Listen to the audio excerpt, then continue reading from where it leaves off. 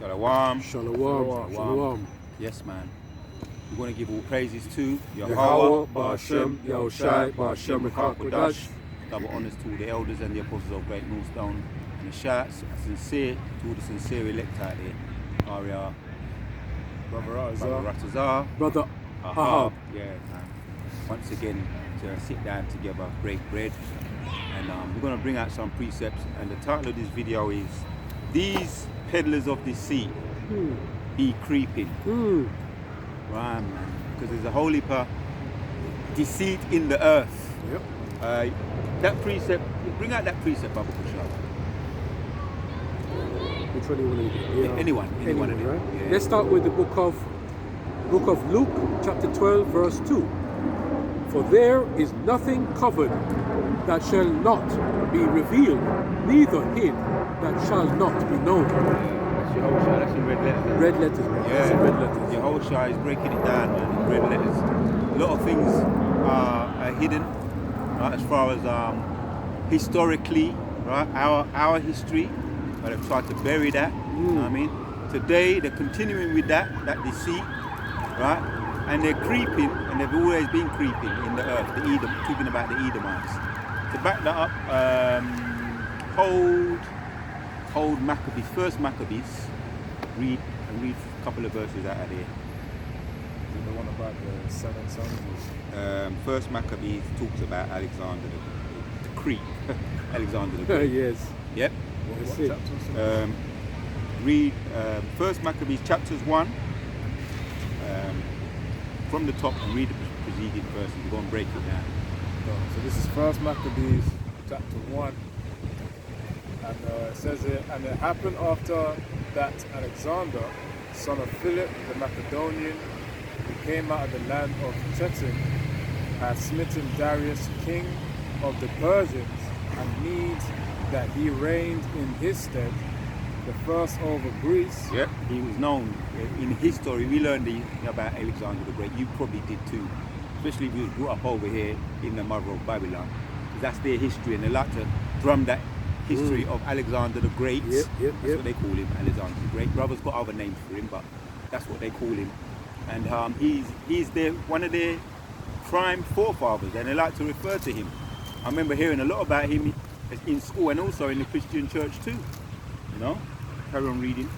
So it says here, Darius the king of the Persians and Medes, that he reigned in his stead, the first over Greece, and made many wars, and won many strongholds, and slew the kings of the earth, and went through. That's what he was about, right? He was known for his being very strategic in war when it comes to battle. And yes, we can read it. We're actually reading about him in the Bible, which is the Maccabees Bible. That they don't want to. They say it's what's the word that the Christians use? It's not ordained, something like that. There's a word that they use, the Christians. Canonical. Yeah, something like that. That's what they say about the whole of the Apocrypha. Right, but there's a lot of things that they don't want to accept because they don't like about the Apocrypha, because it exposes them for who they are. It brings out real history and how the women's supposed to conduct themselves as well. Yeah, colonized. I think the word is colonized. It's not colonized. Oh, colonized. Yeah, I think that's the word that they use. So that's why you hear the likes of Mark Volker, Malone. You know they don't want to bring out, as we know, prophecy. They don't want to hear about prophecy. No. That's how you catch them. Or when you get into the book of the Apocrypha, they don't want to say. They say it's not canonized. Yeah. That's the right word. I'm going to look up the word anyway. Oh, canonized. Canonized. Yeah, because it's got like a canon or something. Yeah. Let's look up that word. Yeah, I'll search it. Before we go on, let's look up that word. Right. We're going to get into a little bit of history and back up the title, Esau, the Peddler of Deceit, and I got that title from one of the elders from Central, Elder the Choir Camp, on the title of one of his videos, which is a fitting title for the devil, for Esau. Yeah, you got it? So canonized, it says, officially declare a dead person to be a saint. That's what it says here. It says, place in God as belonging to canon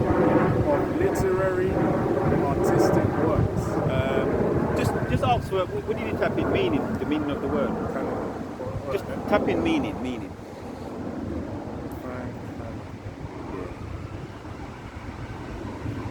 Because this book is so particular, it's so precise. What they say is so precise, On point. On point. We're gonna show that it is. We're gonna get into some of this. We're gonna see how in sync it is with history. And we're not gonna, we're gonna keep it for the most part. We're gonna scratch the surface because it goes so deep. You got the word? Right, it says in biblical context, canonization is the process by which books and writings are recognized, divinely inspired, and authoritative, forming the biblical canon. Right, that's the word that they use. It's not canon. It's not canon. Anyway, that's the point. Right, let's read some more. Because it backs up the whole, just a couple of verses to reinforce the truth about Alexander the Great. He wasn't so great after all. Yep. So this is First Maccabees 1 and verse 3, actually verse 2 again. And made many wars and won many strongholds and slew the kings of the earth and went through to the ends of the earth and took. Or if you want to say that makes him great, you can say that greatly wicked, right? Because they're wise in wickedness, right? Alexander the Great, the progenitor, or their forefather, right? Which we know Esau and Cain. What the meaning of the word, his name Cain means weapon, and so Cain, who rose up and slew his brother, what was he known for? Violence, right? Their progenitor, their forefather.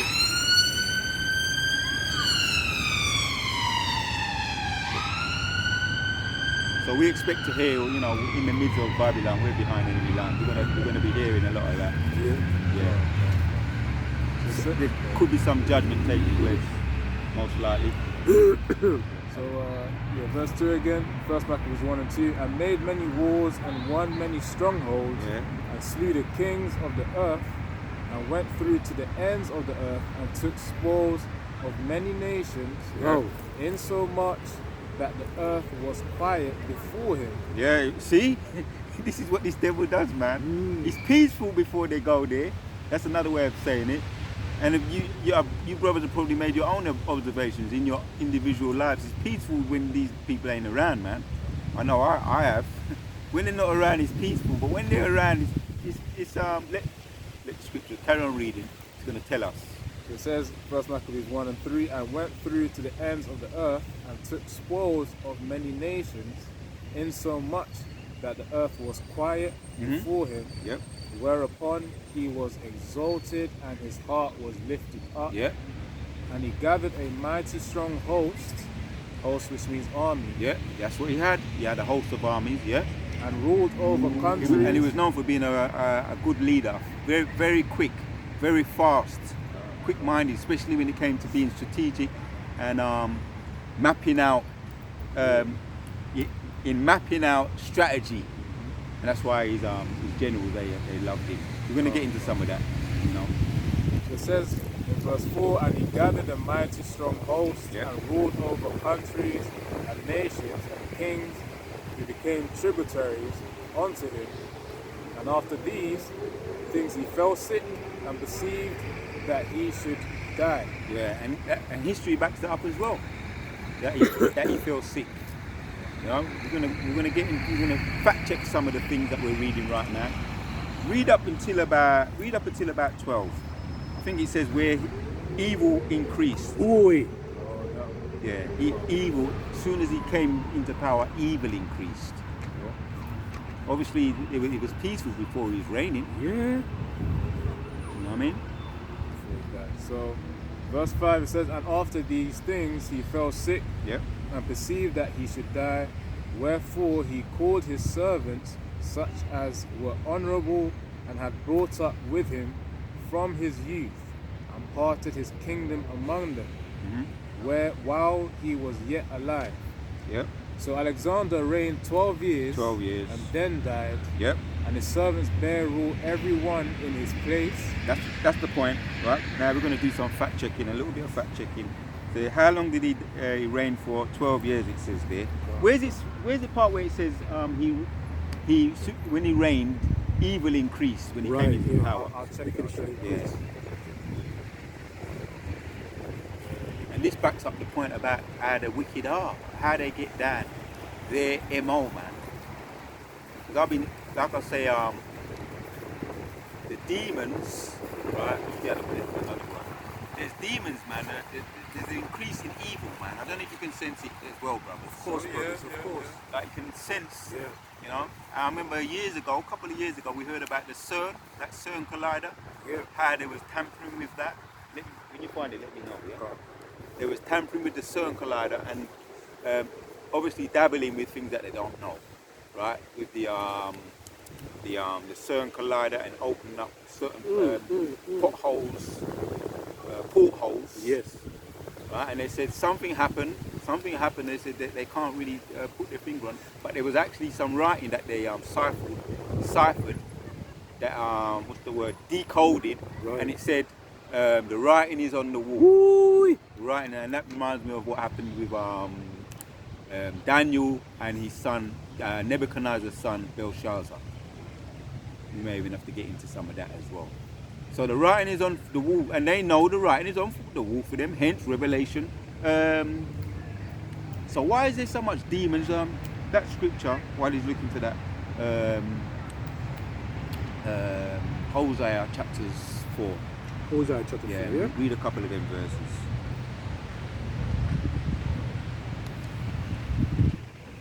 Let's go to the book of Hosea.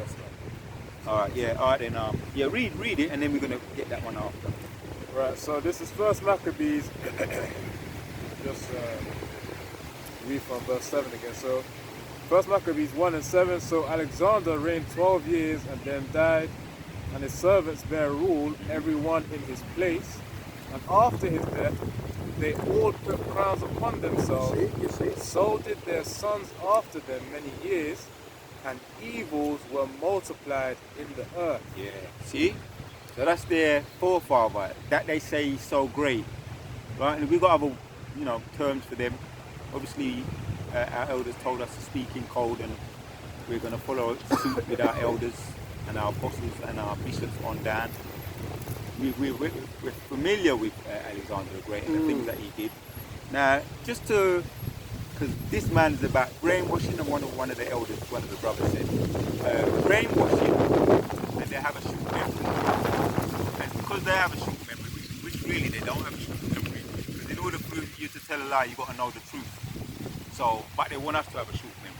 And hence why they're doing so much things, as far as hiding the history, trying to hide the history. Oh, that's a spirit. Anyway. Can I get a scripture, sir? Or are you after what you did? Yeah, let's read what we just, to back up what we just read about Alexander the Great, right? I looked it up. I just tapped it in. Alexander the Great, one second. There it is. Yeah, you can read it. Read it. So Alexander the Great ruled for 13 years, from 336 BCE, before Common Era, until his death in 323 BCE. During this time, he established one of the largest empires of the ancient world, creating a vast territory that stretched from Macedonia in Greece to parts of northwestern India. So that backs up what we just read, innit? In the First Maccabees, there's a bit more as well. There's a bit more because it says what it says there. It says 13 years, right? And in the book of Maccabees, it says 12. Now I checked something. Just check something here. How long does Alexander the Great rule? Right? Read that one. So it says here how sometimes you got to do, when fact checking, you got to check more than once. Certain things. Yeah, read that. Yeah, certain other sources as well. So how long does Alexander the Great rule? Suddenly in Babylon, while busy with plans to improve the irrigation of the Euphrates and settle the coast of the Persian Gulf, Alexander was taken ill after a prolonged banquet and drinking bout. 10 days later, June 13, 323, he died in his 33rd Scripture year. says he fell sick. You know what I mean? We just Yeah, read that. yeah. He fell sick. Yeah, carry on. He died in his 33rd year. He had reigned for 12 years and 8 months. There you go. That's the fact checking we done, and it backs up. There they say, well, Gamalani says that it's not canon. The Bible's not canon. So look, we do our, we do our research, right? Because we're not going to be fooled, right? This man they be going all around the world creeping, you know what I mean, and deceiving. So I like the title of our elders' video, Peddlers of Deceit. Right? So anywhere they go, that's what they do. They're all about deceit. I done my video earlier on in the week when I looked up the word Renaissance, right? And the word Renaissance means rebirth, right? And the Renaissance period was around 1400 to around 1700s, where they went around. As soon as they was released from the caves, they're serving their 1,000 years, being in bondage and being put down in order for us to flourish. But the scripture says that they had to be released. They came out and they started to the word iconoclasm, Yeah. or rebirth, the Renaissance period, painting all the images. As a matter of fact, get another scripture to back that up. I'm going to come to you, yeah. The one in Maccabees.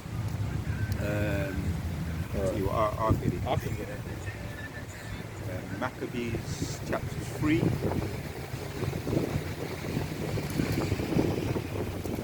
Maccabees chapter 3 and 49. So Maccabees chapter 3. First Maccabees chapter 3. First Maccabees chapter 3. So this is First Maccabees chapter 3. That's 49. 49. Go to 48. Go to 48. First Maccabees chapter 3 and verse 48. It says verse 48. It says, and laid open the book of the law, wherein the heathen had sought to paint the likeness of their images. That's the Renaissance period, as we know, around 14s. Some sites say the 1500s to the 1700s. Some sites say the 1400s to the 1600s. But around that time, where the Renaissance period took place, and when you look up the word Renaissance, it goes into rebirth. That's the scripture that backs that up. Right? They laid open the book of the law, wherein the heathen had sought to paint their likeness of their images. Now I've got this book here. Coincidentally, or uncoincidentally, I've got my book here. I'm going to resurrect this book again because it backs up the scripture and it backs up how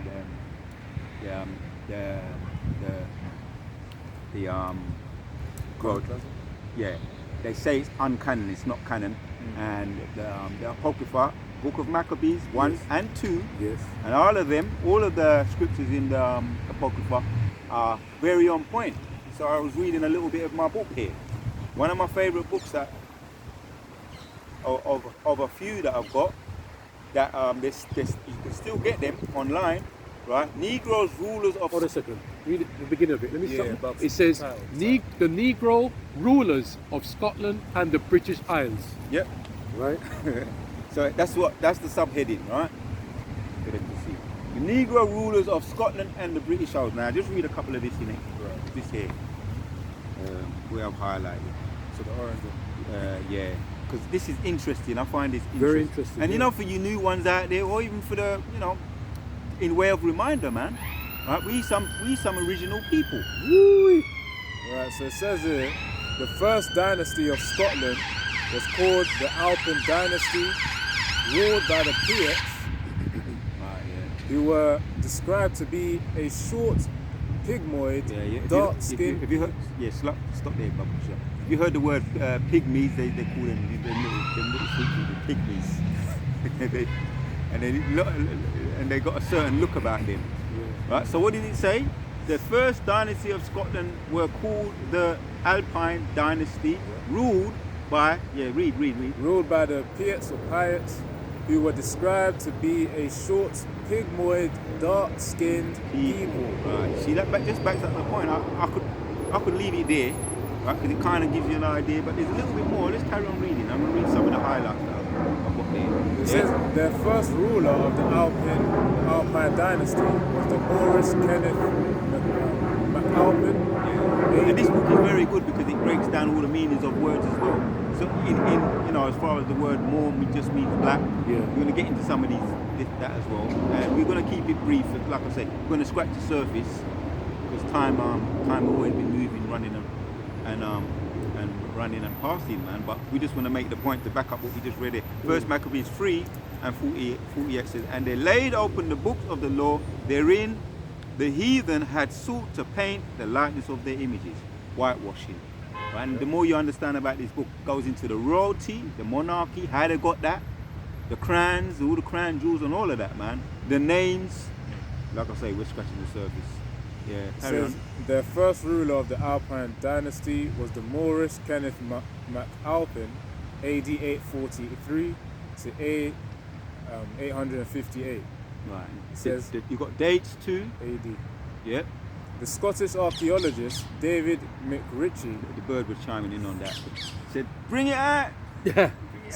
stressed that during the 10th century, Alpin, the father of Kenneth MacAlpin, was a half-black Piet and Right. and half-black Scotch. Which is no such thing as Half black. right. So-called mixed race. He was an Israelite, and as well, you have to pick out the bones as well. Pick sense from nonsense. Yeah. It says, and a half-black Scotch, Yeah. whose son Kenneth was the first to merge the two foremost branches of the blacks in the Scotland. Right. Scotland over there in Scotland, and a brother done a video, and he was getting, I think it was TikTok. He mainly had a lot of black people speaking the accent, because they're in. We may be a bit, what's the word? We may be kind of impressed with, hearing black people with American accents. Same way they are, what's the word? Intrigued with black people over here speaking British accents. They're intrigued with it, and likewise black people over in Scotland with Scottish accents. It's like very intriguing because it's unfamiliar to them, unfamiliar to us.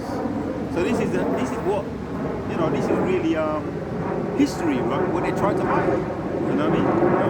So it says here, some of the words as well. Read up to the bottom.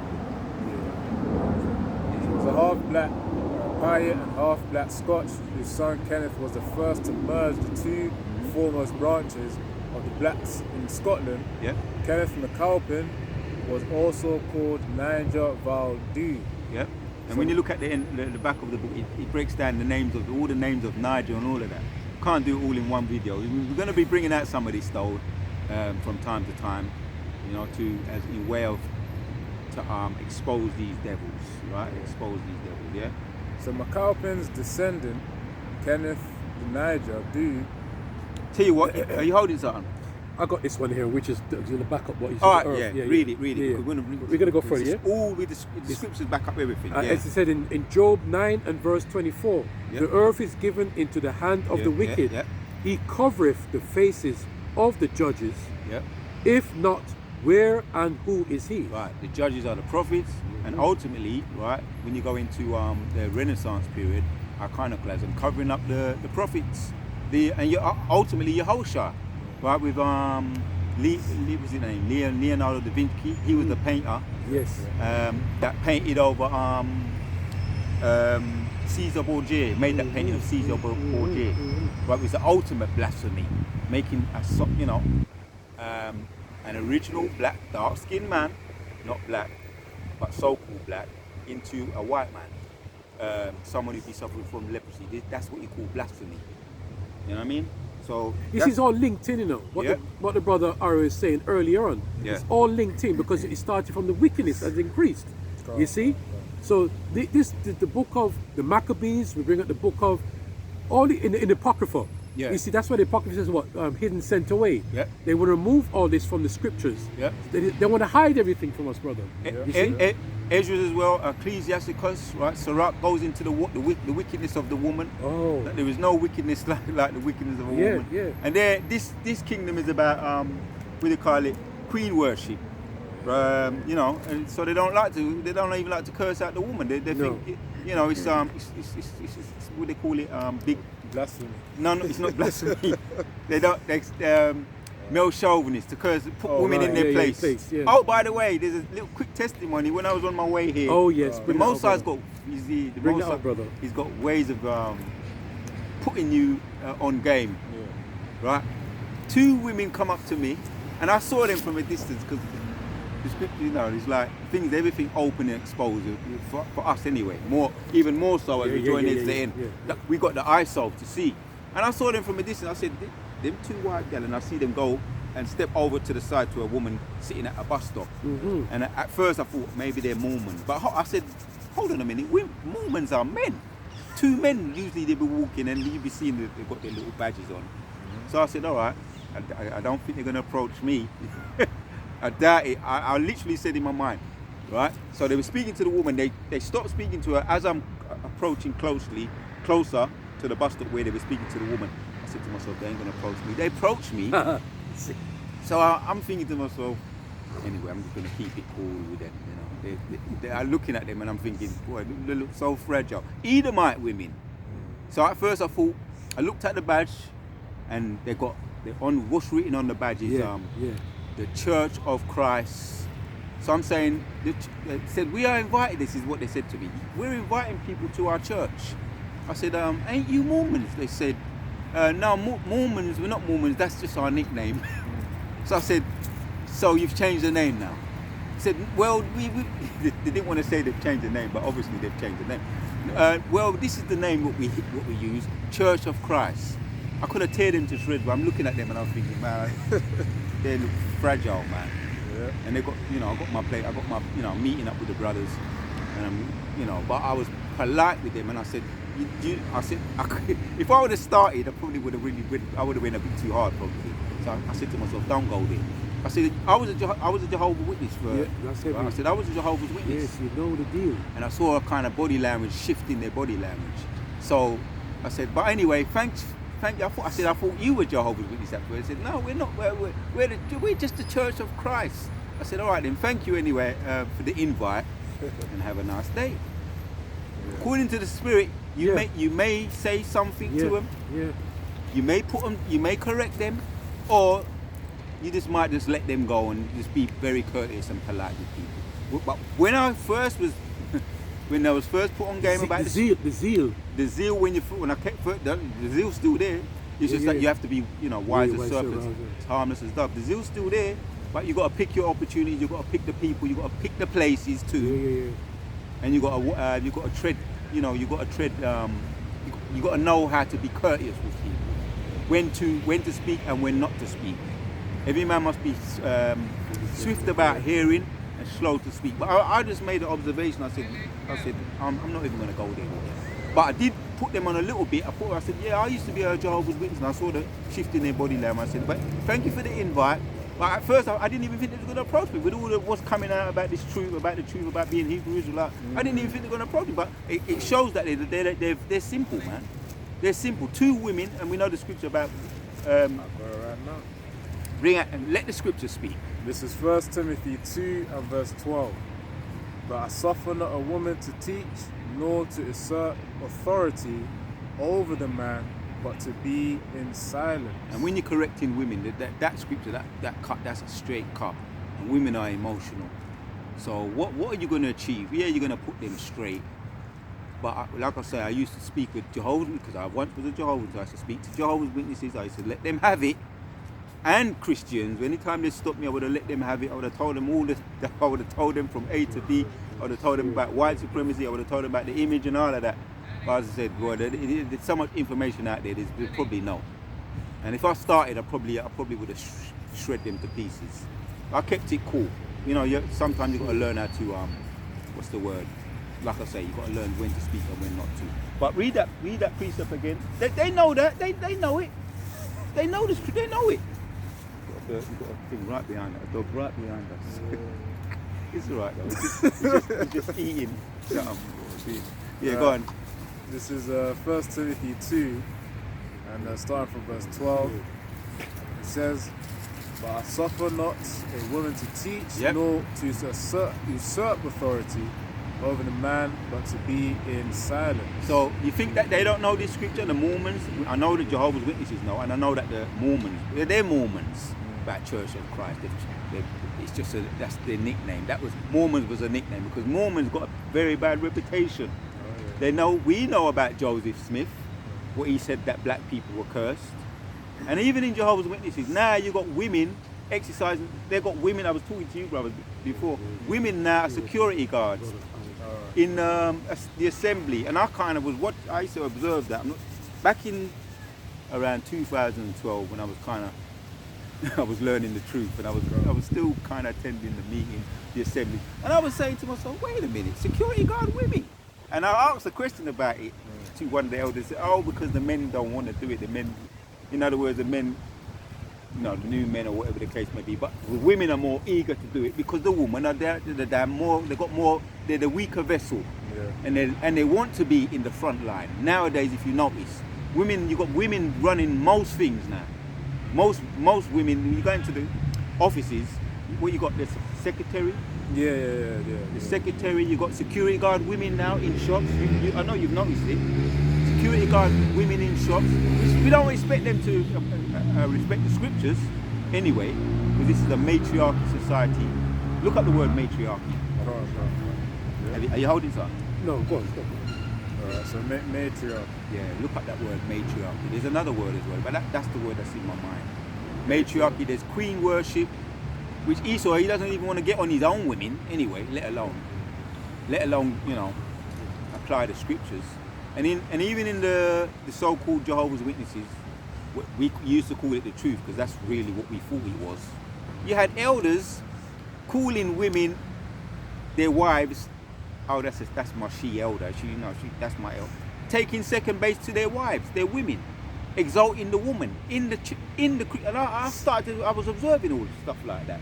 You got it? Yeah, so matriarchy, it says a system, so this is the definition of matriarchy, a system of society or government ruled by a woman or women. Yeah, and so women take the position, they take it with both hands as well. Why are they taking it? True.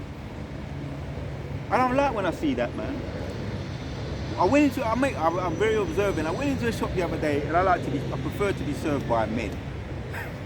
But like it's almost impossible nowadays.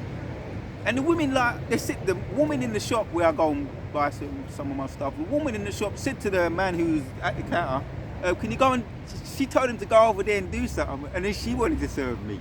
What the fuck is this, bro? You think all this is that's why we know that this system is totally backwards. Did you read Hosea chapters? I started the first verse. You did? I went to the first verse. Carry on reading with that. Okay, we'll go back to it now. That one come back to my mind, yeah. This, for us to understand what's going on, yeah, read that please, sir. Right, this is Hosea 4, verse 2 now. Let me start from 1 again. The scripture talk about woman unclean and all that. We know we can't avoid it totally anyway. But if we could, we would, but we can't. But Hosea 4 and 1. Hear the word of the Lord, ye children of Israel, for the Lord have controversy with the inhabitants of the land. Like he's going to judge. That's the word for it. He's going to judge. He's waiting to judge this place. He's got a controversy. And how do we feel? We feel the same. We get reminders all the time. Right. Like even on the way here, me speaking with them two Edomite. I was looking at the badge. I was thinking to myself, is it going to see two? It's got on it sister. I was thinking, is it going to be sister elderess?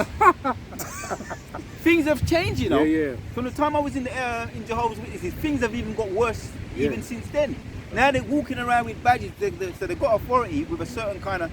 They look meek and humble, but there's an arrogance there. You actually think that you've got the right to walk around and speak. Men, the Edomite men, the scripture said to you, the scriptures talk about who are you to hold my scriptures? Is it Psalms chapter 16? Carry on reading that. Okay, let me.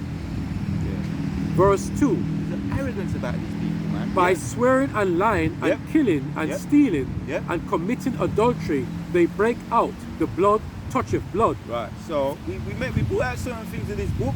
Right. There's the title of it right there. Let me show where you're looking for that. Like I say, we've got to resurrect some of Beautiful. these gems here. These are gems, man, because it exposes them for the lies that they are. Read that last part again. Right. Hosea 4 verse 2.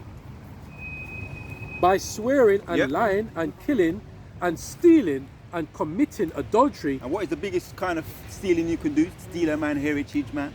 Wow. His Of course. What is it when you're gonna die and your father's got an inheritance for you? That's it. Okay. That's yes. what they wanted. That's Yeah, what they want. yeah. Our inheritance. So that's the biggest, one of the biggest things to steal. Country, yeah, that's bad. That's stealing countries as well. But the inheritance Is the main thing. and the blaspheming of Yahushua. That's heavy. That's heavy. Some real heavy kind of That's stealing. heavy.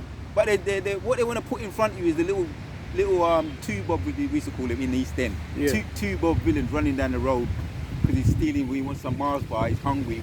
He steal a Mars bar because he's hungry, and they push that in the mainstream media, the stereotyping. But you is the biggest kind of, and I ain't gonna get mad. You know what I mean? Because we kind of we kind of calmed down now. We've settled down a little bit, and we still coming to terms with the truth, but putting it out there for you to see. Right, we're not angry with the little two-bob villain who steals because he's hungry. This is what we're angry about. Right? I'll read it again. The Negroes rulers of Scotland and the British Isles. The original. We read a little excerpt from that. So, if you look something. I couldn't find it, but I got another one. What did I ask though? What did I ask? How they read the scripture. Let me see. All right. Let me see if I think let me just check something. Might be right.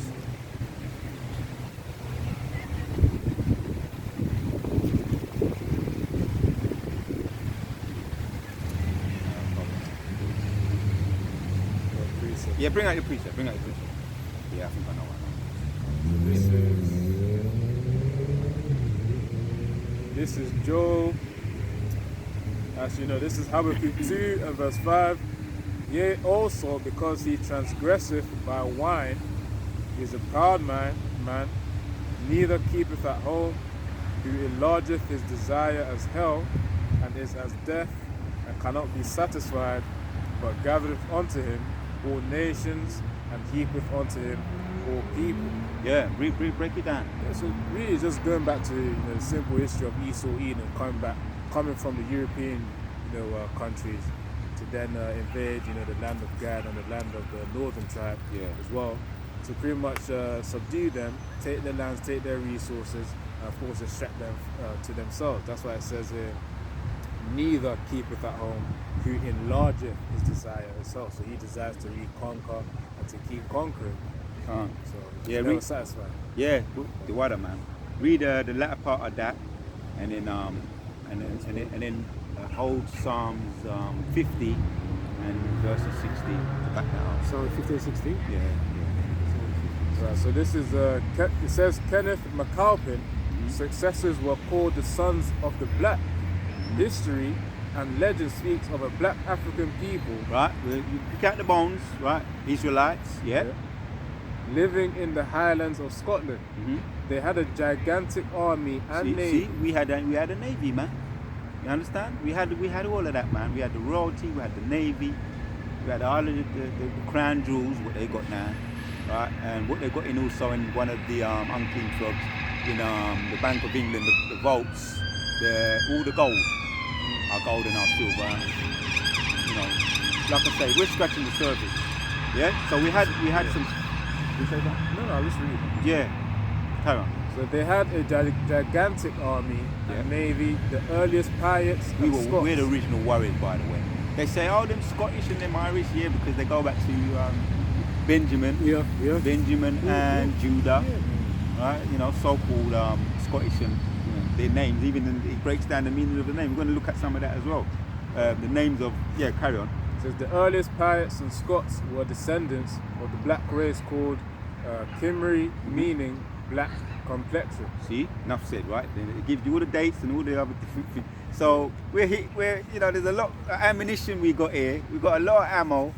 We ain't gonna blast it out all now. Yeah, we got the receipts.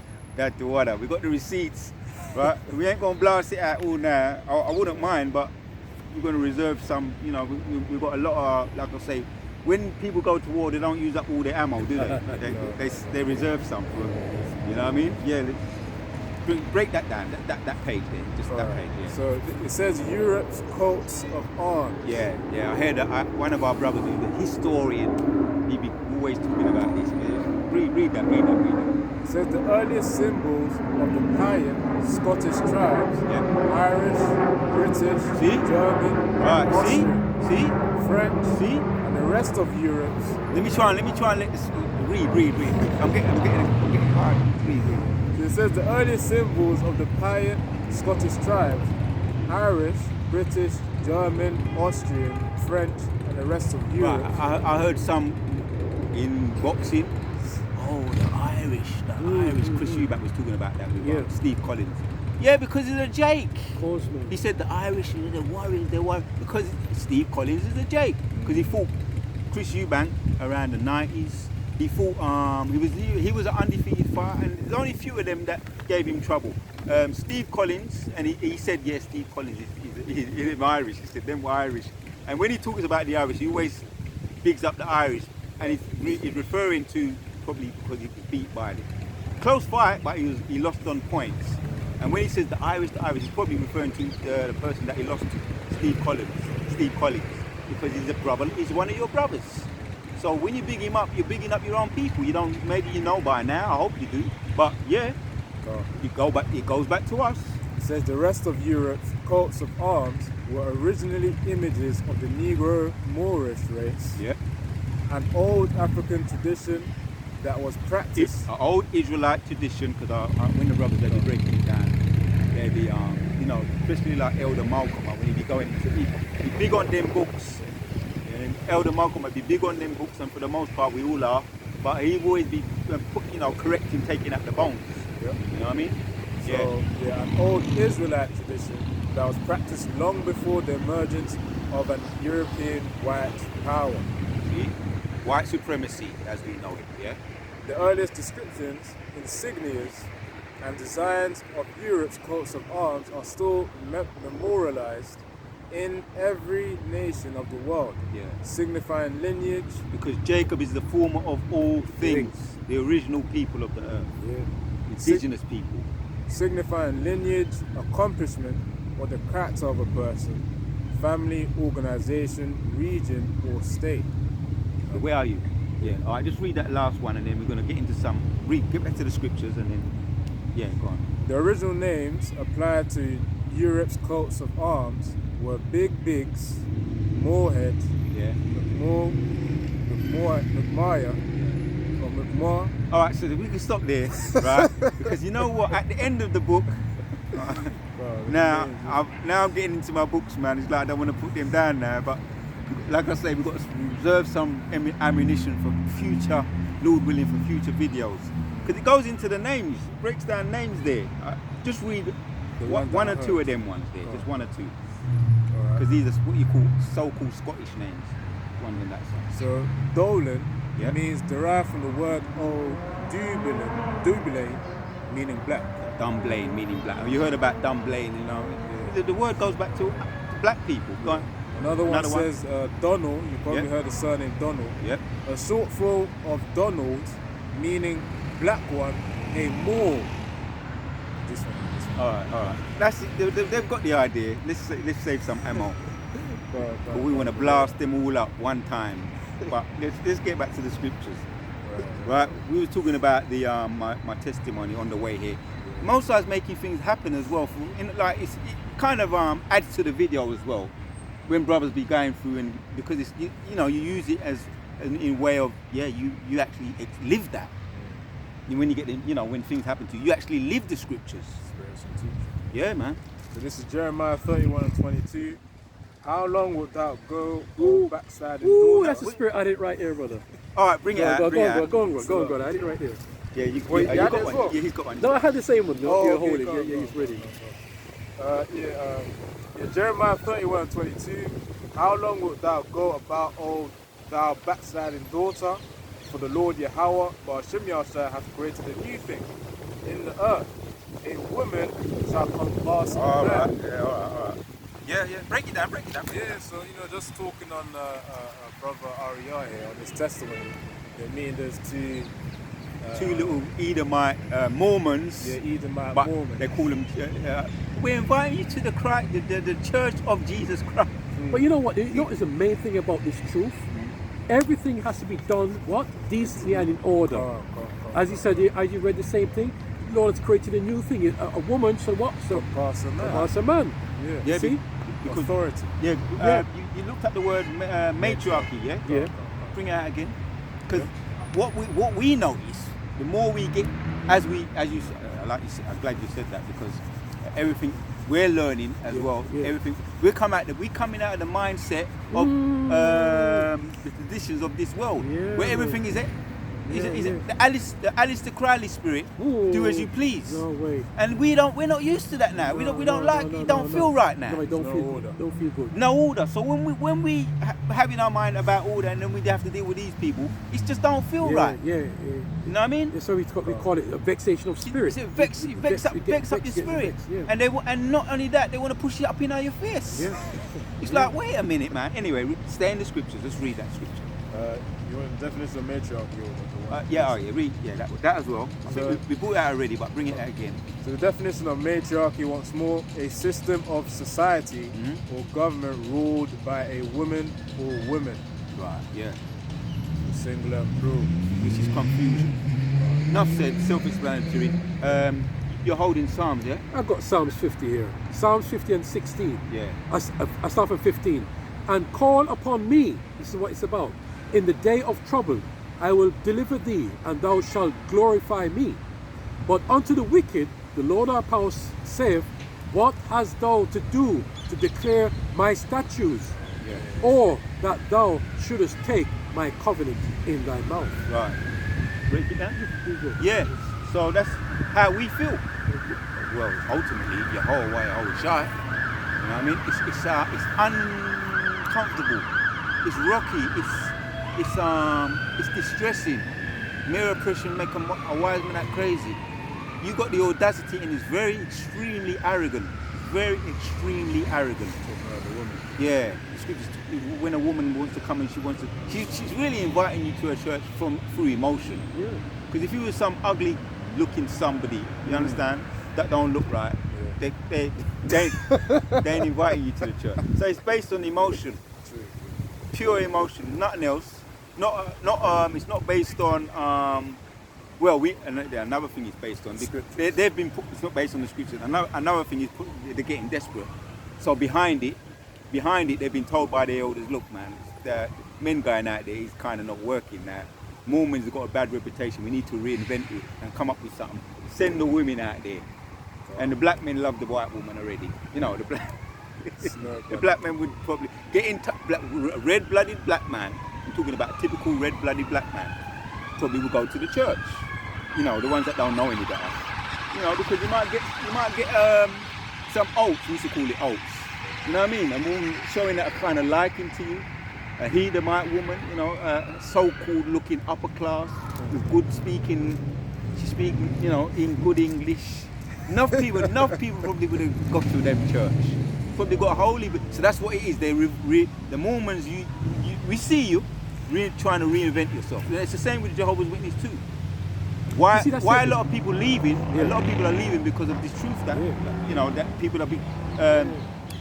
Daniel chapter 12. You're going to say something? No, go on, brother. I'm finished now. No, because the truth is now exposed, man. Daniel chapter 12, seal up the book until the end. Yeah. The knowledge of the truth will be increased. Whoa, so they're getting desperate. All the Christian churches now, from all of them, from the ultimate deceiver, one of the three unclean frogs over there in the Vatican. There you go. The Vatican City over there, one of the unclean frogs. From him on down, all the Catholics and all of that, sending out their minions, right? Creeping. I got a scripture to back up what you just said about. You said you mentioned let him bring that one out. Yeah. This Yeah. is Jeremiah 23 and verse 1. It says here, woe be unto the pastors that destroy and scatter the sheep of my pasture, saith the Lord Yahweh. Therefore thus saith the Lord, the Most High of Israel, against the pastors that feed my people. Ye have scattered my flock and driven them away, and have not visited them. Behold, I will visit upon you the evil of your doings, saith the Lord Yahweh Bashem Yahushua. Yeah, and that's a beautiful thing. That goes back to Hosea chapters 4:1. The Most High, because there's no good in the earth, man.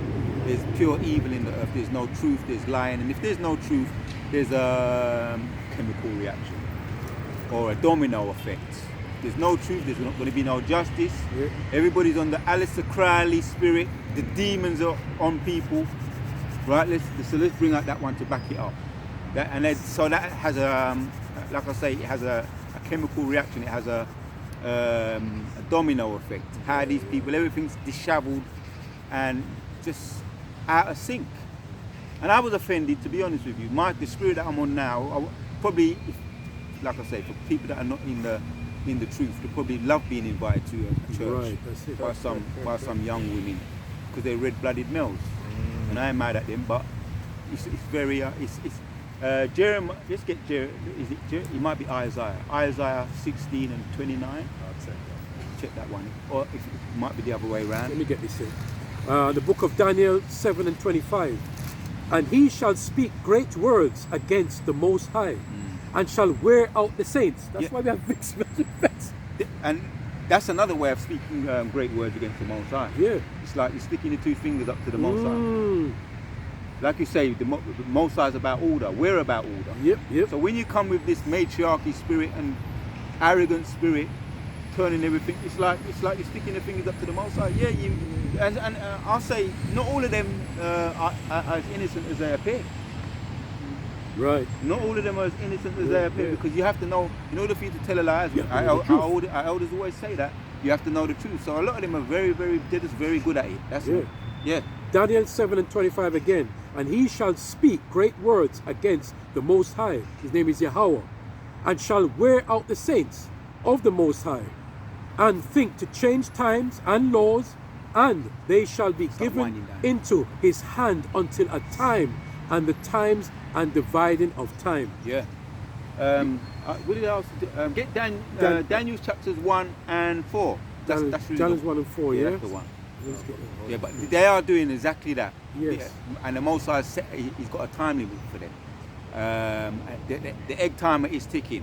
Wow. Isaiah 63. Right, the anger be burning in his heart, and it's anger. And by the way, it's not just anger. It's not just any old anger. I done a fact check here, and when you hear about the word anger or indignation, right? Indignation is righteous and justified anger, right? That's the meaning of the word indignation. So he's got indignation, Yehoshua, Yeah. for what they done to him when he was on. Righteous anger. Yeah, righteous anger. That's righteous anger, right? And he's going to bring them. He's going to set everything straight, and that goes back to the controversy that he has. He's going to bring judgment on them. You got something? Yeah, so this is Isaiah 29 and verse 16. It says, surely your turning of things upside down shall be esteemed as the potter's clay. Yeah. But shall the work Esteeming something is like reverencing something, putting it on high, and they esteem this kingdom is really about the matriarchy. They love it. That's why they had Margaret Thatcher, some of these women that were in. What's that other one? Trees or something. Theresa May. Yeah. Oh, yeah. They love it. They love when so that they can relax. They would let the woman do it. Let the woman go in and answer the door. The woman really it's really kind of disrespectful. It's disrespecting your own kingdom anyway. Or let the dog or the woman do it. Be the what do you call it? The spokesman? the spokesman, the spokeswoman. Oh, there's another thing that was on my mind. The which they're using also our women as well. There's a word that they used to say the Jake woman was their bulldog, their bulldog, something like that. Okay. But they reverence the matriarchy. They reverence the woman, the queen. We call it Queen of Heaven worship. Go on. Carry on reading that. Read it from the top again. So Isaiah 19 And starting from verse 17, it says here, starting from 16, surely your turning of things upside down shall be esteemed as the potter's clay, or shall the work say of him that made it, he made me not, or shall the thing framed say of him that framed it, he had no understanding. So of course the creation can't say that Yahweh Shem Yeshua didn't create them. You can't really deny, Yahweh Shem Yeshua's existence. Yahweh Shem Yeshua created men, and of course men really ought to give credit to Yahweh Shem Yeshua. Hence why we worship them. We worship Yahweh Shem Yeshua. But in the time to come, that will be established that, okay, Yahweh Yahushua are the ultimate powers of all creation, and if you don't come and worship them, of course we're going to slay those who don't come. It says in Luke 27. Yeah. I believe when Yahushua said, whoever's not going to worship him, bring them so that they can be slain. Yeah. So it's the same thing. If the heathens, even the heathens as well that don't want to listen, they're going to be punished too. 100%, yeah. So the credit always has to go back to Yahweh. Woo! All the time. All the time. Has to say, first and foremost. The clay has to say who created. That's simple. That's the point. And that's right. And he has to get his lick back now. So everything's upside down, and it's by design, because the Most High is going to judge them. You know what I mean? And turn.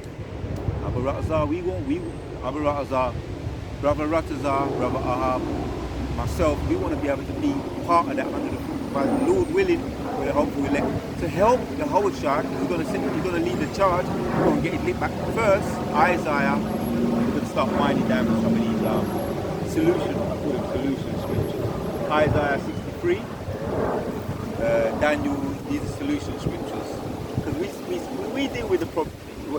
Yahweh deal with the problem, reaction, and solution. He's the originator of that. Yeah, they be doing theirs on the left-hand side, but we've got the original problem, reaction, solution. So let's deal with some of the solutions now. And we're going to wind it down, and we're going to close up with some of these people. Let's go to Daniel 12 and 4. But thou, O Daniel, shut up the words and seal the book, even to the time of the end. Many shall run to and fro. When they say to and fro, that's north, east, west, south, whatever. Yeah. The truth. For the whole world. Yeah, the truth. I've got to really push this book, right? This book here, right? The Negroes ruled, the rulers of Scotland and the British Isles. We plug in this book because it's unevening and revealing the truth of what it really well and truly is. So the truth is being revealed all around the world, as you say, north, all around. Yes, all right. Yep. Daniel 12 and 4 again. Yep. But thou, Daniel, shut up the words and seal the book, even to the time of the end. Many shall run to and fro, and knowledge shall be increased. Right. So yeah, this is what's happening now. You've got other books as well that our elders have been plugging to us. You know what I mean? What's the one with there's one with the Jews. You got there's that one. There's the truth. There's another book that's in the back of my mind. There's a whole plug of books, man. Timbuktu. Yeah, but we're going to be plugging some, Lord willing, we'll be plugging some of the books when we come and we do our sit down more often. Right, as we learn from our elders and apostles. Yeah, we can do a lot of fact checking online too. That's a big part of it too. But we're going to resurrect the books as well for those of us that have them. So when we talk about the again, when we say that the knowledge shall be increased, that is exposed to the devils, right? Because everything is hidden from us, but now it's being revealed. Nothing can be hidden. All right. So they're being exposed now. Esau, Edom, the other nations are being exposed. Oh, there's another book that's come out the back of my mind. The Wada. Yeah. Wada Yahweh Shem Yeshua. The hidden relation, the secret relationship between blacks and Jews. Okay. I've been hearing that being pushed. I remember hearing about that years ago, and that's starting to be pushed once again, coming out more and more now. So the secret relationship between blacks and Jews is that they was behind the Amalekites.